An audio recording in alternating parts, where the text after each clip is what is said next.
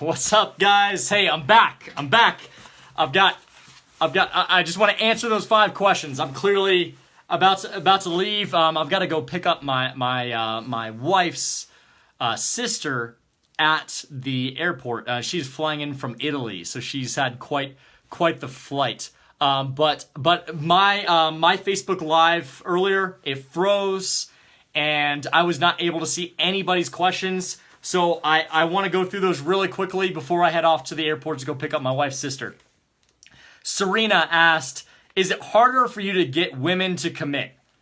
Actually, no. So I've had, I think women, and for Mandy, you're watching, I think women are easier to get to talk about the true struggles that they're dealing with than men are. I think men are a tougher egg to crack.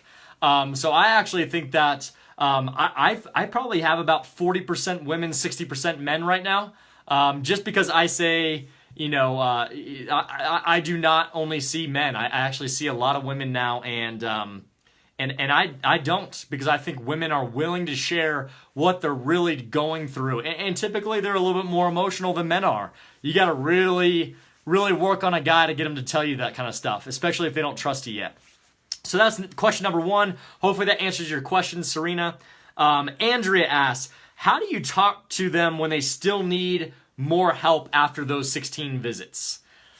So my answer to that would be, basically, after those 16 visits is through, basically you're just explaining to them, hey, how are we going to be able to get them to the point that they need to get to? Continue to be open and honest with them. Hey, how are we going to continue to guide you? How are we going to continue to get there? This is how. Hey, we may have not 100% solved that problem, or we may not be to skiing the slopes yet, but we can get there by doing this, and this.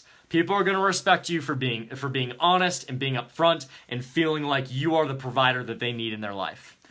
Darren, hopefully that answers your question, Andrea. Darren asked, how did you decide on your starting rate? Simply enough, Darren, I started at $75 a visit because I was making $52 per visit in home health. And I said, man, if I can make $75 cash per visit, I'll be killing it.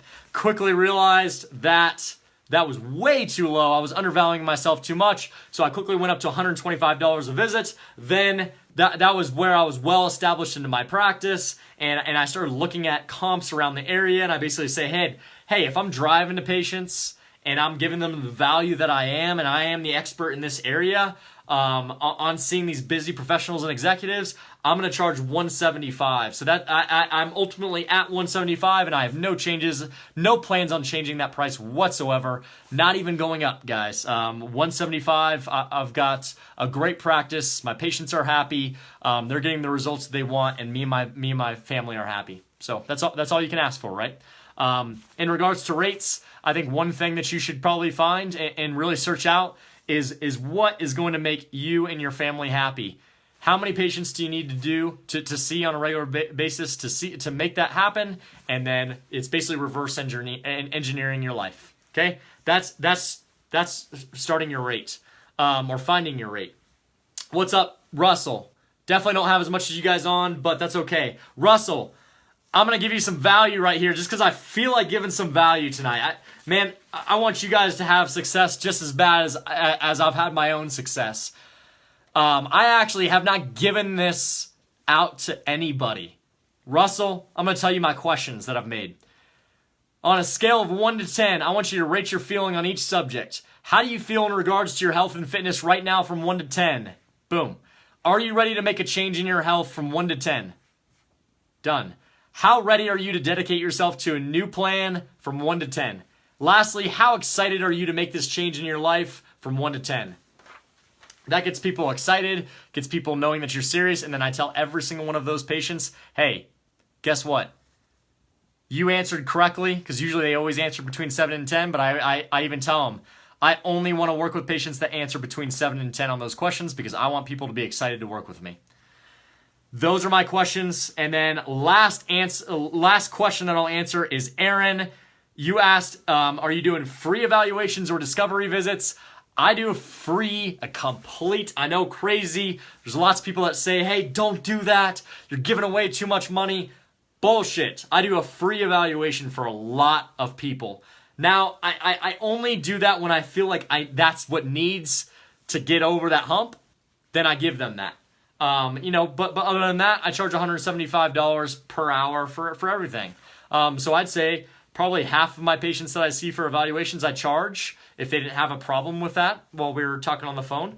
Or if there's a little bit of hesitancy there, then I say, hey, let's just see if we're a good fit first. I'll give you, I'll see you 100% for free. Let's see what's going on. Let's see if we're a good fit for each other. Let's see if I can help you. But I just want to meet you in person.